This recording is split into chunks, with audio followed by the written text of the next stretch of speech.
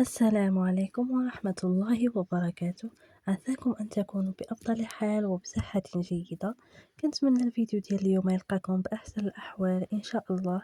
كيف العادة قبل ما نبداو الفيديو ديالنا نصلوا على الحبيب، اللهم صل وسلم وبارك على سيدنا محمد وعلى آله وصحبه أجمعين. بالنسبة للفيديو ديال اليوم أو الفلوق ديال اليوم غادي يكون خفيف ظريف، حتى هي غادي سالم، ما غاديش تكون فيه شي حاجة اللي كتيرة. أنا حاولت نشارك معاكم بعض المقتطفات من مدينة آسفي. كيف ما كتشوفوا هنايا الناس آسفي غادي يعرفوا هاد البلاصة جريفات. كيف ما كتشوفوا الخضورة، اللهم بارك، فين ما مشيتي كتكون الخضورة. الخضورة تبارك الله راه دواء للعين. صراحة كتعجبني الخضورة أنا. ايوا هنايا كيف ما كتشوفوا رون بوان ديال هنا حدا المكانة، ناس آسفي غيعرفوها. وهنايا وصلنا للمدينة البنات، كانت الدنيا خاوية الصراحة، ما كانتش عامرة. الدنيا ما عمرات حتى تقريبا مع المغرب. من ورا المغرب عاد الدنيا بدات كتعمر.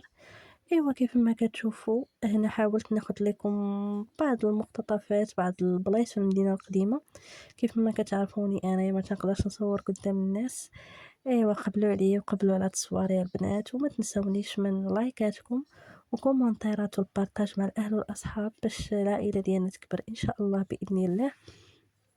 كيف ما قلت لكم، بغيتوني نشارك معكم شي محتوى قولوها لي، عندكم شي افكار خلوها لي في التعاليق نشاركها معكم ان شاء الله.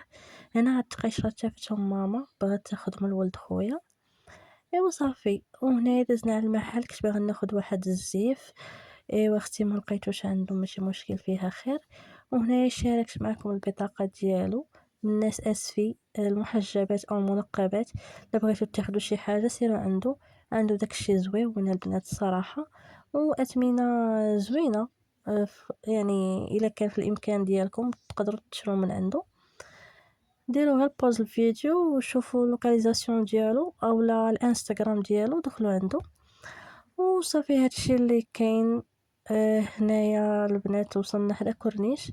كنت خديت واحد السبادريه اللي شفتوها في الفيديو، حتى نوريها لكم من بعد ان شاء الله في فيديو قصير.